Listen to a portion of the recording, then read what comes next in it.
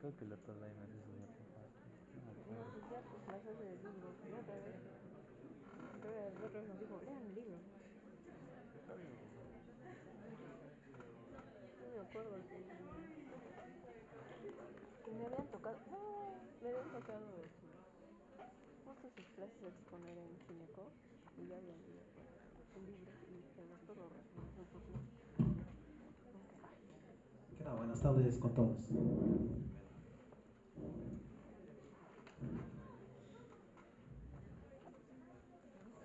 Eh,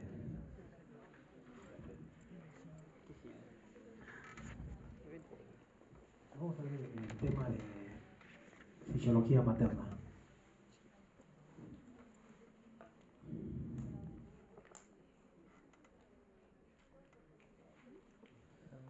El objetivo es de que ¿no? Conocer los cambios anatómicos y fisiológicos que se dan en la gestación. Que todos estos cambios que se dan debes adaptarlo a la práctica clínica. Ah, sí me acuerdo. Es porque suscríbanse. O sea, todos estos cambios que experimenta la gestante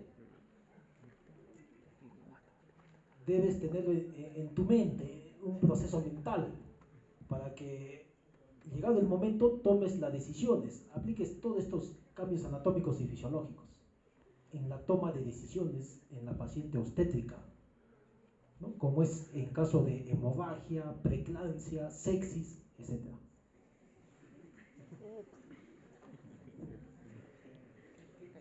Todo esto es lo que vamos a ver. ¿Alcanzará? No, Acá resumimos ya está. El embarazo presenta adaptaciones anatómicas, fisiológicas, bioquímicas y, ¿por qué no?, psicológicas.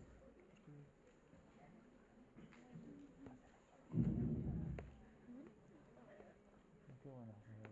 A nivel del útero hay cambios. En una no embarazada pesa 70 gramos. Al final del embarazo pesa 1 kilo. Mira, 1 kilo. Pregunta de examen, ¿no? 1100 gramos, o sea, 1000 gramos, 1 kilo aproximadamente. Al final del embarazo, el volumen total del útero es 5 litros, pero puede ser 20 litros o más. El endometrio en el embarazo cambia de nombre y se llama decidua. Conforme el útero crece, el agrandamiento del útero, ¿a qué se debe? A la hipertrofia ¿no?, de la pared, de los miocitos, ¿no?, del músculo miometrio. Los miocitos se hipertrofian. A eso se debe el crecimiento y el agrandamiento del útero. Pregunta examen.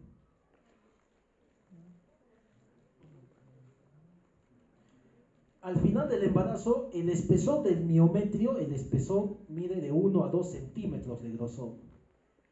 Por eso el feto se palpa a través de las suaves paredes, ¿no?, del útero. Entonces va la primera pregunta del examen. Te estoy avisando. ¿Qué marcas? 1000. Respuesta correcta. Mira acá, ¿no? Primer lugar, ¿quién aumenta el peso? El feto. 3 kilos, 3400. El útero, 900, 1 kilo, ¿no? Entonces, el útero, tú sabes que tiene 3 capas. ¿No? El útero, 3 capas, el miometrio. Me interesa la capa media, porque esta es la capa media, donde las fibras del miocito están entrelazadas en forma de 8, ¿no? Y entre las fibras de miocitos de la capa media discurren los vasos sanguíneos, las arterias espirales. Después del parto, cuando ya nació el bebé, el útero tiene que contraerse. Entonces estas fibras se contraen y aprietan, comprimen los vasos sanguíneos. Ahí está. El útero contraído, las fibras miometriales. ¿no? Del útero. Y de esa manera aprietan las arteriolas y de esa manera el sangrado disminuye, cesa después del parto. Si no pasa esto, la hemorragia persiste en el parto. Entonces, a esto se llama las ligaduras vivientes de Pinal. Pregunta examen. Como dice acá, ¿no? Esta disposición crucial permite que los miocitos se contraigan después del parto y de esa manera compriman los vasos y de esa manera detiene el sangrado. Aplícalo, ¿no? Fisiología. ¿Qué más decimos del útero? A partir de las 8 semanas el útero tiene forma de pera, piriforme. A partir de las 12 semanas adquiere el útero una forma globular esférico. Y de las 18 semanas en adelante forma ovoide. Pregunta examen. Recuerda que a partir de las 12 semanas el útero deja de ser un órgano intrapélvico. Y 12 semanas o más pasa a ser un órgano extrapélvico. Te estoy avisando. Conforme el útero va creciendo, va ascendiendo hacia arriba, gira un poquito hacia la derecha. Eso se llama dextrorotación.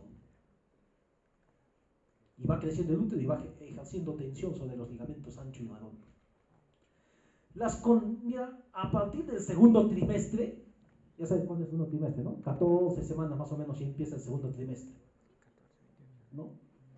Porque al inicio del embarazo el útero se contrae de manera irregular, ¿no? Esporádico, cólicos leves, ¿no? Pero a partir del segundo trimestre ya se detectan las contracciones de Braxton Hicks. Pregunta examen.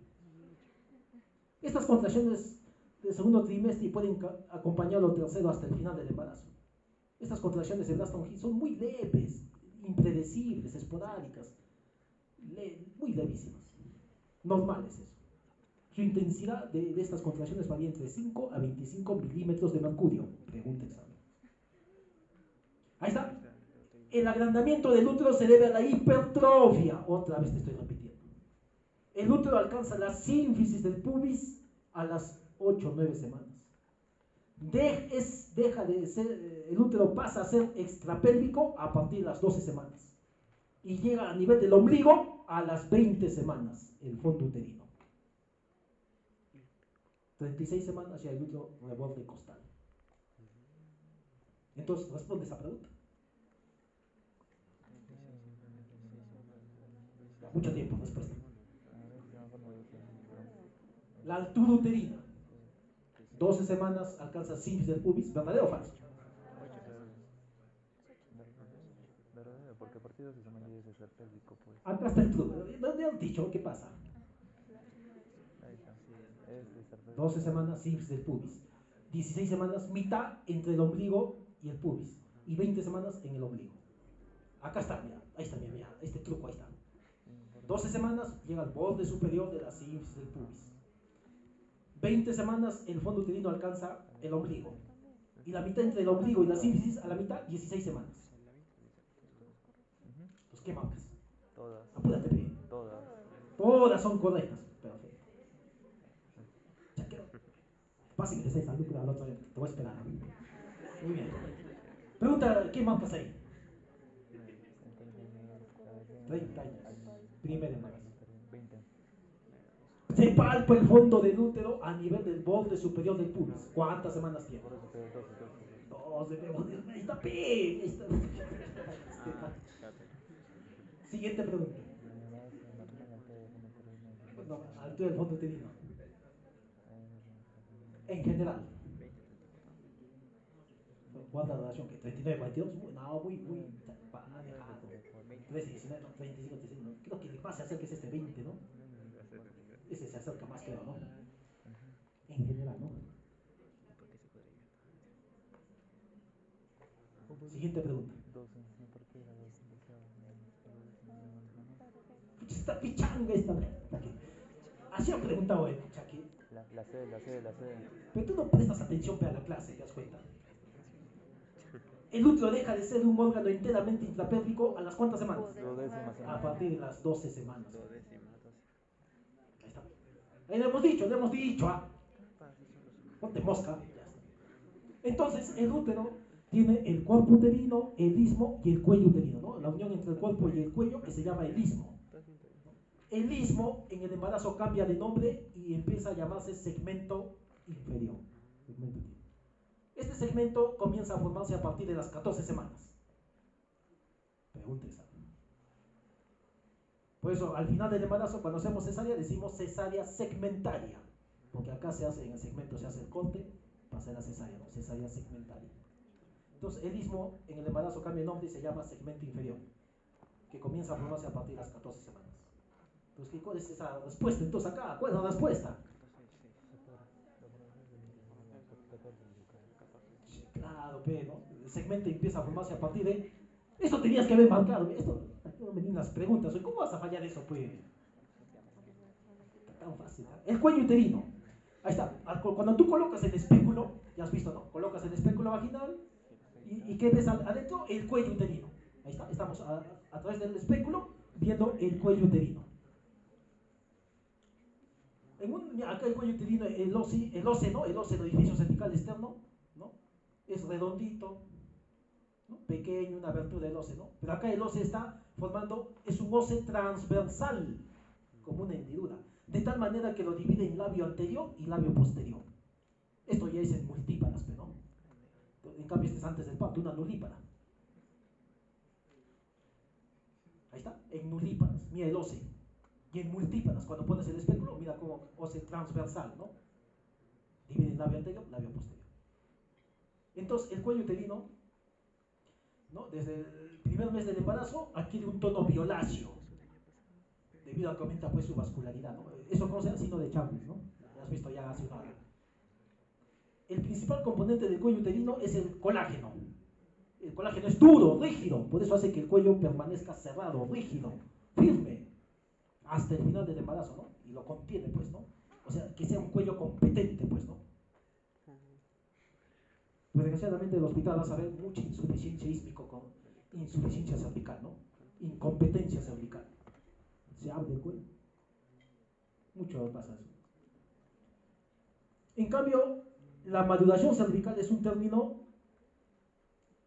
que se usa al final, ¿no? Del embarazo, ya cuando empieza el trabajo de parto, tenemos que madurar el cuello, ¿no? Para que desencadene contracciones, ¿no? Al final. Entonces, la maduración cervical implica, pues, que disminuye la concentración de colágeno y más bien aumenta el contenido de agua, ¿no? Todo con el objetivo de ¿qué? De reblandecer y finalmente el cuello empiece a dilatar, ¿no? Entonces, ese proceso se llama maduración cervical. Ya saben que en la clínica usamos misoprostol, ¿no? Para madurar el cuello, ¿no? Maduración cervical. El endocervis, ¿no? Las glándulas endocervicales se vierten hacia afuera, eso se llama ectropio. Es algo fisiológico, normal, es normal eso, ¿no? El cuello produce el moco cervical, que al final del embarazo es el tapón mucoso. Entonces es el ectropio, ¿no? Epitelio endocervical que se vierte hacia afuera, rojizo, normal es eso, ectropio.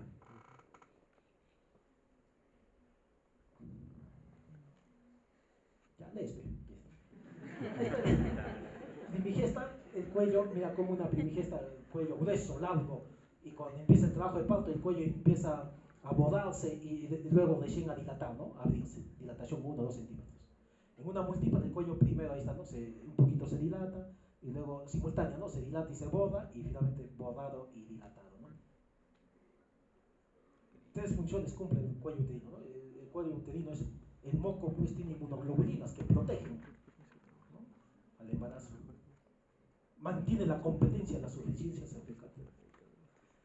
Ahí está el cuello, lo han hecho hace media hora. Mamas. ¿Qué cambios hay en la mama? Al inicio del embarazo hay dolor, parestesias de mamas, ¿no? Signos de presunción, ¿no?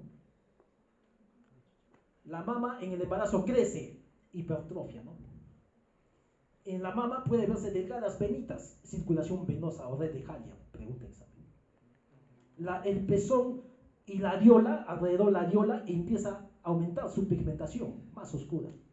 Y las glándulas sebáceas se hipertrofian y eso se llama glándulas de Montgomery, ¿no? Que hay en la areola. Algunas van a tener estrías en las mamas. Algunas un poquito de secreción de calostro, ¿no? Durante el embarazo, pero más es en el puerperio. En la piel, pregunta examen, el cloasma o melasma gravídico. Ahí está, mira, cloasma, ¿no? manchas en la cara, ¿no? Como si fuese la máscara del embarazo. La línea negra, ¿no? O sea, en el abdomen, ¿no? A la mitad hay la línea negra, ¿no? Las estrías gravídicas, ahí está, ¿no? Mira, las estrías, mayoría en el abdomen, puede ser también mamas, caderas, muslos, estrías gravídicas, ¿no? En el abdomen. Diástasis de los rectos también puede ocurrir, ¿no? A la mitad. Cambios vasculares, pequeñas, ¿no? Acá como capilares, parece a trasluz, ¿no? Telangiectasias. Puede haber eritema palmar, ¿no? Las palmas enrojecidas levemente, normal. Este término, efluvio telógeno, es la pérdida acentuada de cabello en el puerperio. Bueno, entonces no te olvides estos cambios, ¿eh? En la boca, las encías se tornan hiperémicas, hipertróficas, a veces con sangraditos, ¿no? Escasos. Y forma esto, pues, el épulis, ¿no? Puede haber en algunas, ¿no? En algunas. Entonces responde esa pregunta. Cambios cutáneos, excepto una es falsa. Eritema palmar, normal. Cloasma gravídico, normal. Hipertrofia asociada con Montgomery, normal. Estrías gravídicas, normal. El prurito no puede, ¿no? Si se le pican las manos, todo el cuerpo, ya estamos ante una colestasis gestacional, ¿no? Ya vas a ver en las patologías, ¿no? Eso es falso, pero.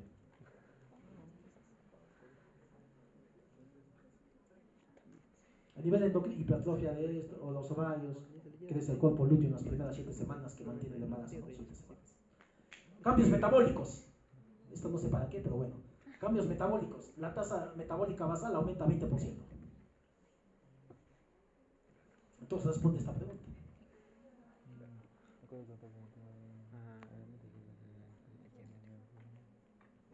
Al final del embarazo, la gestante aumenta de peso.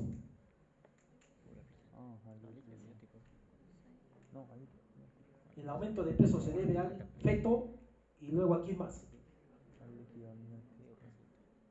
Todos aumentan de peso, pero ¿quién sigue? En primer lugar aumenta el feto, ¿no? 3,5 kilos más o menos, ¿no? A ver, acá está, mira, en el Williams, ahí está el Williams, que no te has comprado, ni modo, ¿qué vamos a hacer? Acá está el Williams.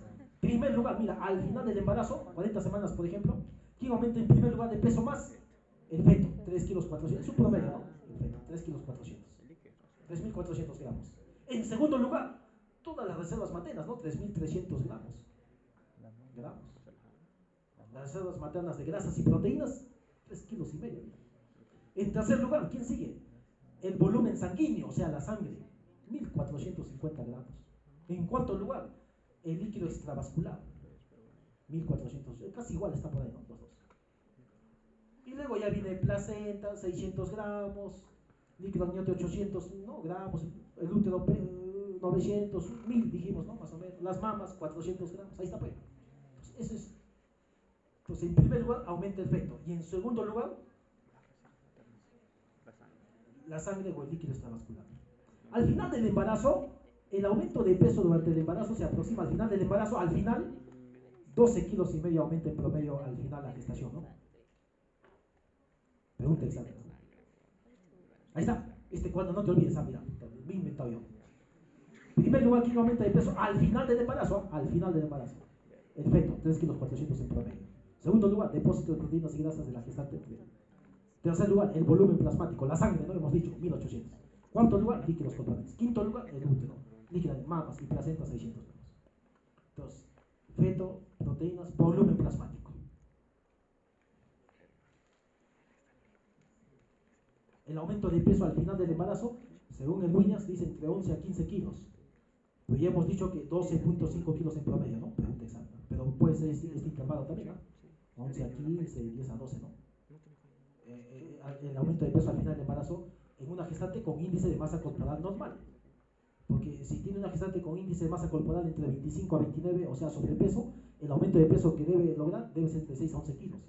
Y si es una gestante con índice de masa corporal mayor de 30, o sea, obesa, solo debe aumentar al final del embarazo entre 5 a 9 kilos. Pregunta de examen por eso. Y ahí está un ejemplo. Entonces, en esta pregunta, ¿cuál era la clave?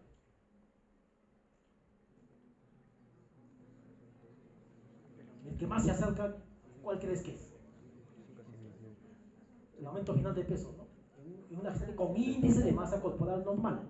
Índice de masa corporal normal.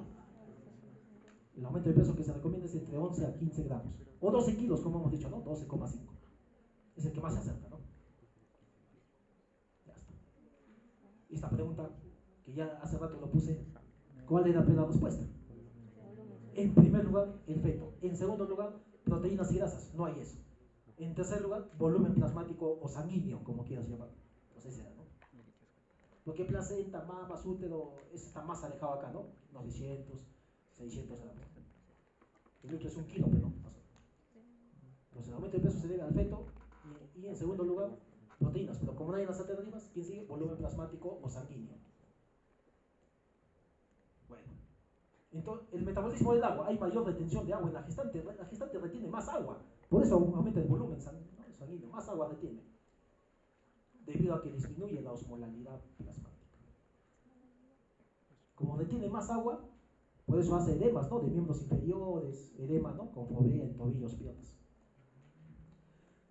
Metabolismo de proteínas. Al final del embarazo, el feto y placenta pesan alrededor de 4 kilos, ¿no? Claro, ¿no? 3.500 más 600, 4 kilos más o menos. Y contiene casi 500 gramos de proteínas al final del embarazo. Carbohidratos, metabolismo de carbohidratos. En un embarazo normal se caracteriza porque hay una hipoglicemia leve en ayuno. Y hay una hiperglucemia postprandial e hiperinsulinemia. La gestante puede hacer una hiperglicemia, o sea, simular como una diabetes, pero es algo transitorio, ¿no? Después de los alimentos, postprandial, aumenta la glucosa en sangre, ¿no? Hiperglicemia. Y por lo tanto se libera más insulina, pues, ¿no? Hiperinsulinemia, ¿no? Es normal, ¿no? Todo en aras de facilitar la glucosa al feto. Más insulina, pero el glucagón más bien al revés, ¿no? Está suprimido. En el embarazo hay una resistencia a la insulina. Pregunta esa, en el embarazo hay una resistencia a la insulina, pero es transitorio, ¿no? Otra cosa ya va a pasar en la diabetes gestacional, que ya verán. Aumenta la gluconeogénesis hepática, formación de nuevas glucosas. ¿Qué pasa si la gestante está en estados de ayuno prolongado? Aumentan en sangre, aumentan los ácidos grasos libres, triglicéridos, colesterol. Si la gestante en un ayuno prolongado, aumentan estos, ¿no? Ácidos grasos, triglicéridos, colesterol. ¿No? Y va a ser una inanición acelerada. Si el ayuno es muy prolongado, esto se altera cada vez más y va a aparecer cetonemia. Las grasas, metabolismo de grasas. El embarazo se caracteriza porque hay una hiperlipidemia materna, nada más. Pregunta examen. Aumentan todos estos lípidos, ahí está. Colesterol, malo, bueno, triglicéridos, todos aumentan, ¿no? Mira, antes del embarazo y al final del embarazo, mira cómo aumentan los valores. Por eso el embarazo es una hiperlipidemia materna ahí. Aumentan todos los grasos. Muy bien, ahora sí empezamos la clase. Fisiología materna.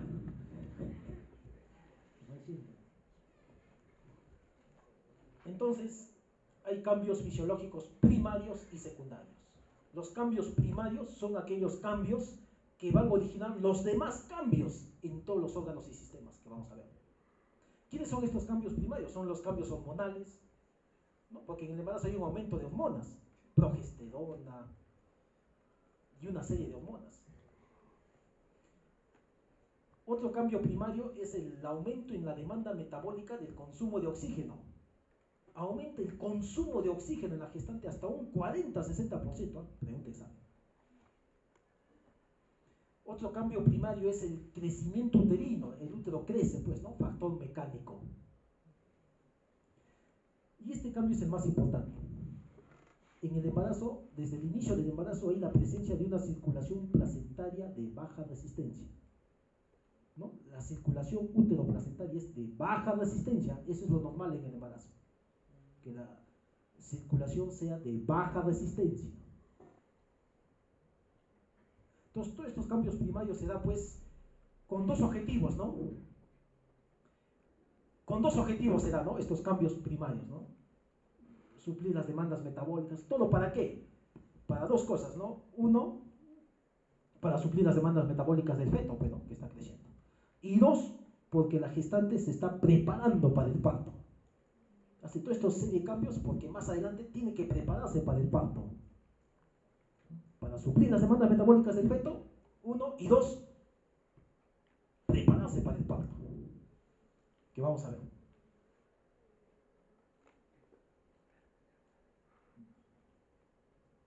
Entonces, cuando empieza el embarazo, ¿no? El blastocisto se implanta en el endometrio y las vellosidades codiales empiezan a invadir, ¿no?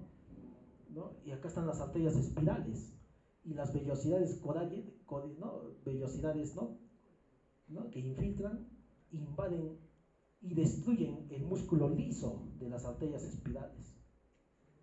¿Y eso qué causa? Que las arterias espirales se dilaten, o sea, una vasodilatación. Eso es lo normal en el embarazo, que hay una vasodilatación, ¿no? Que el calibre del vaso sanguíneo aumente. ¿Para qué? Para que pase más flujo sanguíneo, ¿no? De la madre hacia el feto. Entonces es un estado vasodilatado, ¿no? La gestante es un estado vasodilatado. ¿Para qué? Para aumentar el flujo sanguíneo hacia el feto, pues es quien lo requiere. Es un estado de hiperflujo, pero aumenta el flujo sanguíneo. Recuerda que al aumentar el calibre, el diámetro, entonces disminuye la resistencia vascular. Entonces, aumenta el vaso sanguíneo su calibre y de esa manera disminuye la resistencia vascular. ¿No? ¿Para qué? Para que pase más flujo hacia el feto. Entonces se vasodilata, de esa manera disminuye la resistencia vascular. ¿Para qué? Para que aún pase más flujo sanguíneo hacia el feto, ¿no? Hiperflujo. Las arterias espirales se vasodilatan, pierden su contractibilidad, ¿no? Porque se destruyó la capa de músculo liso. Esta vasodilatación le permite que disminuya la resistencia vascular. ¿Para qué? Para que pase más flujo sanguíneo útero-placentario, ¿no? Y eso aumenta. ¿No? Eso es lo normal, ¿no? En cambio, ¿qué pasa? ¿Qué pasa en la preeclampsia?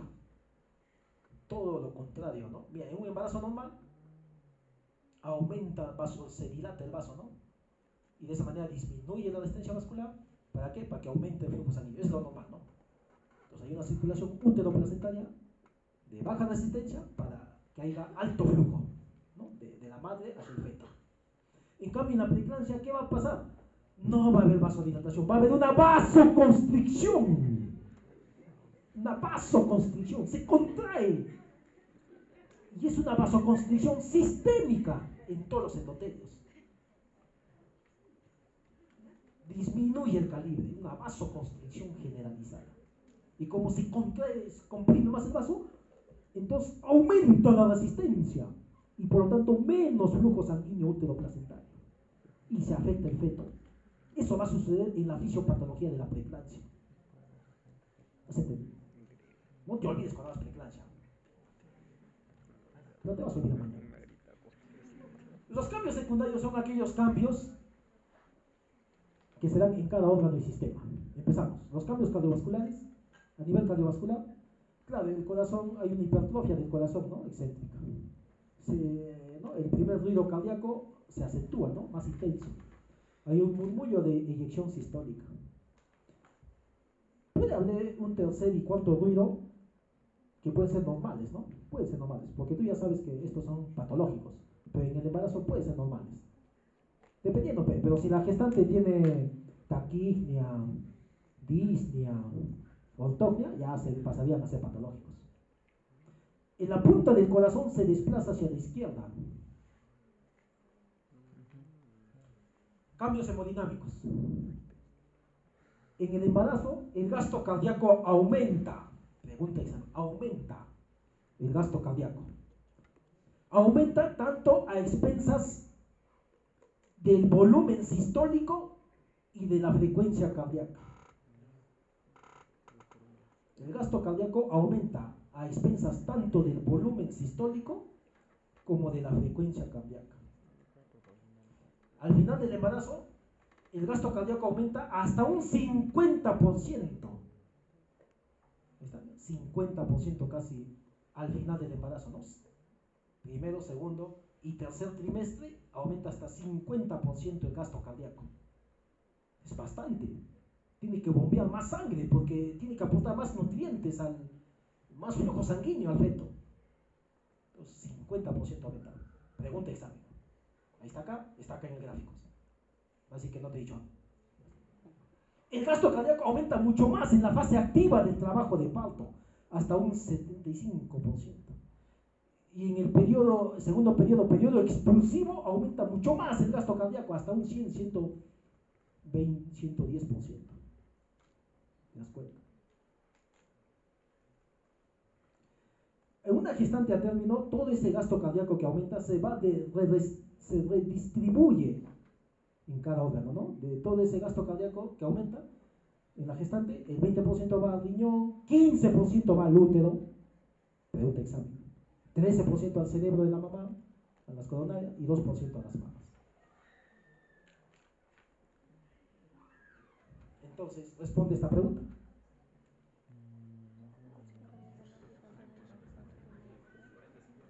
Al final del embarazo, ¿en cuánto se incrementa el gasto cardíaco?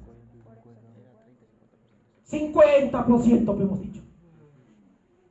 Aumentas también, te hace 50%.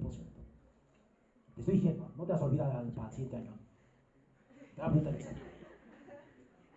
Al final del embarazo, ¿qué porcentaje de ese gasto cardíaco se destina solo al útero? 15%. Ahí está, 15%, ahí está. 12, este artículo dice 12%, pero un 12, 15%. Tan fácil, no has podido responder, caramba. Pues están reclamando las preguntas ahí. El gasto cardíaco, el Williams dice aumenta un 43%, al final casi 50%, pero lo mismo es. La frecuencia cardíaca aumenta 10 latidos por minuto al final del embarazo. Entonces, recuerda que la gestante se caracteriza por tres cosas: frecuencia cardíaca aumentada, volumen. Aumenta la frecuencia cardíaca porque tiene que bombear más sangre hacia el feto. Aumenta el volumen sistólico porque tiene que llevar más oxígeno, más nutrientes hacia el feto. Y ya hemos dicho esto, disminuye la resistencia vascular. Eso es lo normal. Por eso se caracteriza la gestante. El flujo sanguíneo del útero, las arterias uterinas irrigan al útero. En una mujer normal, el flujo sanguíneo al útero es entre 50 a 80 mililitros por minuto. Es poco, 50 a 80. Pero en una embarazada, al final del embarazo, el flujo sanguíneo al útero aumenta 10 veces. O sea, de 50 a 500 o de 80 a 800. Entonces, al final del embarazo, mira, el útero cuánto de río sanguíneo recibe, entre 500 a 800 mililitros por minuto. Cada minuto está recibiendo 500 hasta 800 mililitros, casi un litro en otros casos, ¿no? ¿Te das cuenta? O sea que en dos minutos sería 1600, en 3 minutos ya perdió 2,5 litros. Cuando atiendas el parto y venga una hemorragia, te va a sangrar, te va a sangrar después del parto, no sé qué harás. Te va a venir una hemorragia ahí, o sea, una atonía uterina, hemorragia postparto, te va a sangrar. Y te va a venir, en 2-3 minutos ya te sangró 2 litros y, ¿no? 2.500 mililitros. Si tú no actúas rápido, se te va a desangrar. Por eso vienen las muertes maternas, ¿no? La hemorragia postparto. Esto es importante, hay que actuar rápido. Entonces, para eso va a estudiar obstetricia, pero ya te van a enseñar. Entonces, el 17, ¿no? Al final, el útero recibe pues el 17% de gasto cardíaco. 500 a 750 mililitros por minuto a las 36 semanas, como dice el Williams. Durante el trabajo de parto, cada vez que hay contracciones, como se contrae el miometrio, comprime las arterias, pues hemos dicho, ¿no? Y eso disminuye, reduce el flujo sanguíneo. Una contracción muy intensa, muy fuerte, tetánica, va a producir pues una disminución súbita del flujo sanguíneo. Eso hay que tener presente en preeclampsias, RSUs, etc., ¿no? Por eso los fetos con RSU, por ejemplo, toleran menos el trabajo de parto. Bueno, todo eso se va a aplicar pues conforme hagas más adelante. Compresión aorta cava. Más se comprime la vena cava que la aorta, ¿no? La vena cava. Conforme el útero va creciendo, comprime pues hacia abajo el útero, comprime lo que está detrás hacia abajo, la vena cava inferior. Comprime, ¿no? Por eso disminuye el retorno venoso. Este es un estudio que ha demostrado cómo a partir de las 20 semanas ¿no? La presión venosa, que se ve en centímetros de agua, aumenta en la arteria femoral, ¿no? Mucho más que la arteria antecubital, o sea, aumenta más en una arteria del femoral que está del diafragma para abajo que del diafragma para arriba, ¿no? Entonces, a partir de las 20 semanas aumenta más la presión venosa de la arteria femoral. ¿Eso debido a qué? A que el útero está comprimiendo pues la vena cava inferior e impide de esa manera el retorno venoso. Por eso decimos a la gestante que se ponga de costadito izquierdo, ¿no?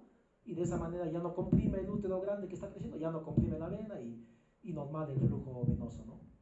Entonces el retorno venoso y el gasto cardíaco se van a mantener en una posición de decúbito lateral izquierdo, ¿no? Hay que recomendarlo. Cambios ventilatorios. Tú sabes que como el diafragma se eleva, conforme crece el útero, se va elevando el diafragma hacia arriba. Entonces la caja torácica disminuye su diámetro vertical. Disminuye en 4 centímetros. Conforme el diafragma se eleva hacia arriba, disminuye el diámetro vertical de la caja torácica. ¿En cuánto? En 4 centímetros. Pregunta exacta. Pero sin embargo, la circunferencia torácica aumenta más bien su diámetro antero-posterior y transversal en 5 a 7 centímetros. En conclusión, entonces vamos a tener una caja torácica más corta, pero más ancha. Entonces, ahí está Williams, ahí está. Como no lees, acá te traigo. Conforme crece el útero, eleva el diafragma hacia arriba. ¿Y te das cuenta? Es una no gestante y una gestante. Entonces, disminuye el diámetro vertical en 4 centímetros. Pero la circunferencia torácica aumenta en 5 a 7 centímetros. Pregunta examen. Cambios ventilatorios. Recuerda que en el pulmón, en la gestante, los residuales disminuyen. Pregunta examen. Los residuales disminuyen. O sea, la capacidad residual funcional disminuye. Y el volumen residual disminuye. Acuérdate, los residuales disminuyen. Sin embargo, el volumen minuto aumenta. Por ello, la gestante hiperventila, ¿no? Normal. Los residuales disminuyen. Ahí está. En una no gestante y en una gestante, ¿no? La capacidad residual funcional, mira cómo acá ha disminuido. Y el volumen residual y en la gestante ha disminuido. Los residuales disminuyen. A nivel de los gases, en una no gestante, mira, la presión arterial de CO2 es 40, la presión arterial de oxígeno es 100, el pH 7,40, el bicarbonato 24. Ese es en una mujer normal. Pero en una gestante en el tercer trimestre cambian los valores, mira. La presión arterial de CO2 de 40 disminuye a 30. Pregunta examen, 30.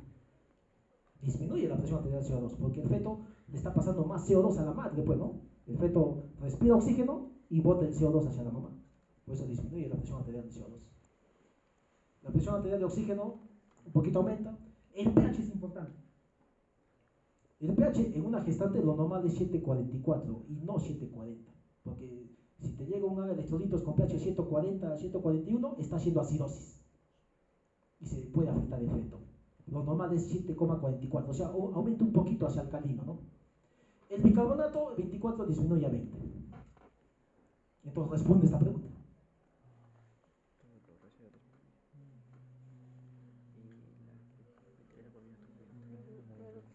Disminuye la demanda. ¡Falso! Aumenta la demanda de oxígeno en un 40-50%, ya hemos dicho al inicio.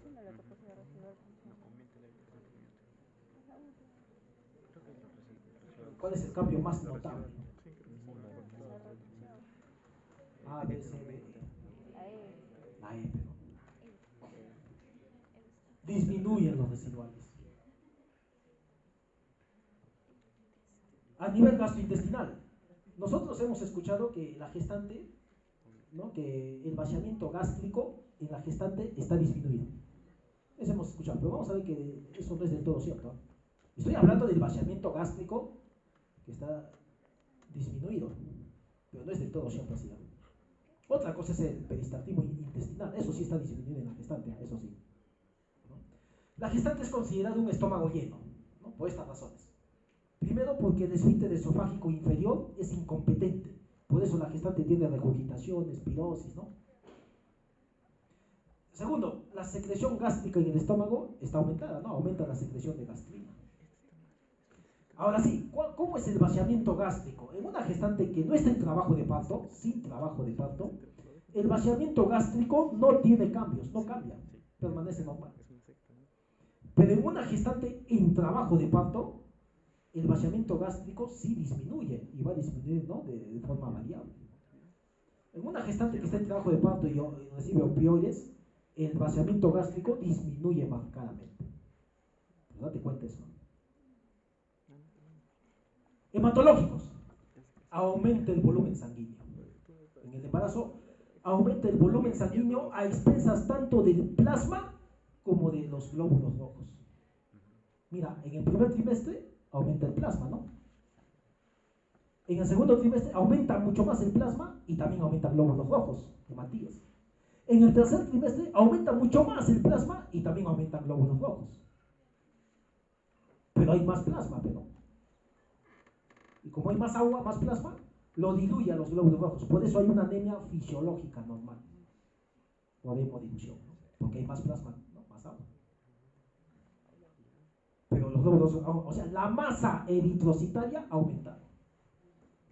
Entonces la gestante aumenta, en conclusión, el volumen sanguíneo. O sea, es un estado de hipervolemia. ¿Y en cuánto aumenta el volumen sanguíneo? Pregunta examen, hasta un 45 a 50%. Igual que el gasto cardíaco.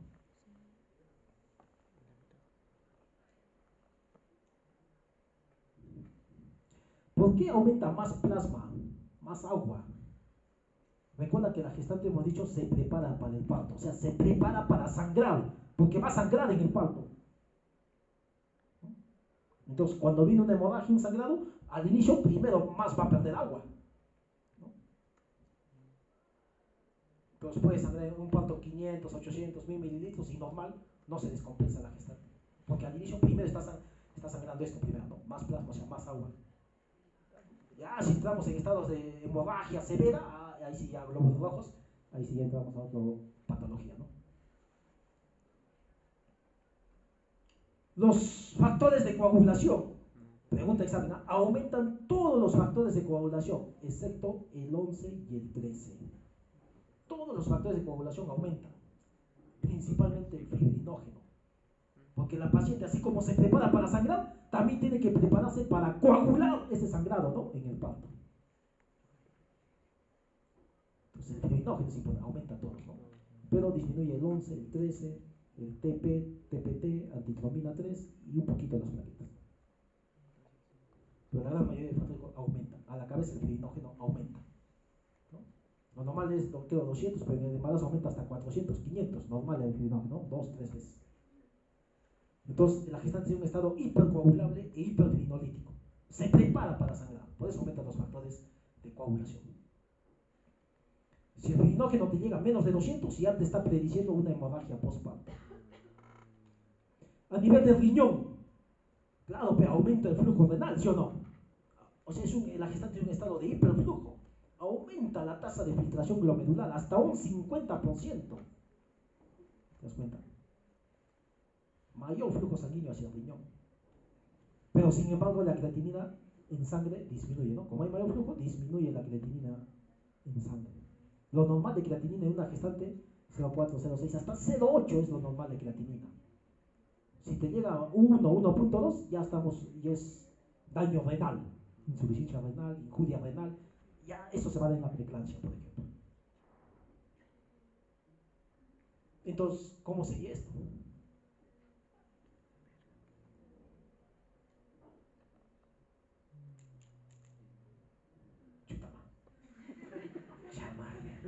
Ya, caramba.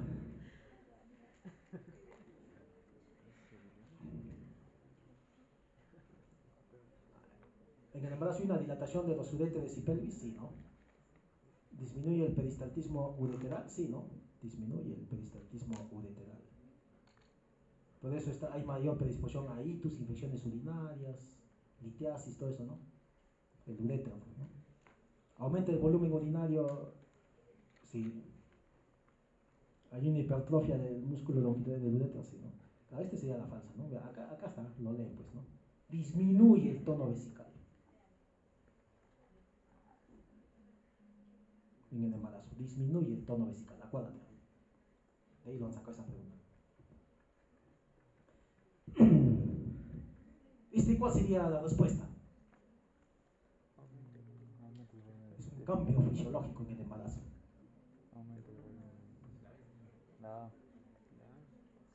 ¡Hola, P! ¿Cuál es? No te demoras. Yo estaba hablando de medicina, pues otro nivel, me han dicho. Pucha, ¿no? Los capos. Aumenta el volumen de. Sí, incrementa el pesatina, también aumenta la creatina. Aumenta la creatina en sangre, falso. Sí, dice insuficiencia renal. Disminuye el volumen, falso, aumenta el volumen. Disminuye la frecuencia cardíaca, falso, aumenta. ¿Cuál es la? Aumenta el volumen eritrocitario, ¿no? El peristaltismo disminuye, hemos dicho. Esa sería, ¿no? Aumenta el volumen eritrocitario de la masa de glóbulos rojos. Conclusión en este entonces. Los cambios fisiológicos son producto de un mecanismo de adaptación del cuerpo, de la gestante, que se prepara para suplir las demandas metabólicas del feto y prepararse para el parto. Esos son los dos grandes objetivos. La hemodinamia se caracteriza por un sistema de alto gasto cardíaco y resistencias disminuidas. La hipervolemia está aumentada a expensas tanto del plasma, ¿no? Habiendo una anemia fisiológica, ¿no? Transitoria. El embarazo es un estado hipercoagulable, ¿no? Con el fin de disminuir el sangrado al momento del parto. Y la capacidad, los residuales, la capacidad residual funcional y el volumen residual están disminuidos, por eso conlleva episodios a veces de saturación en la gestante. Muy bien, eso es todo. Muchas gracias.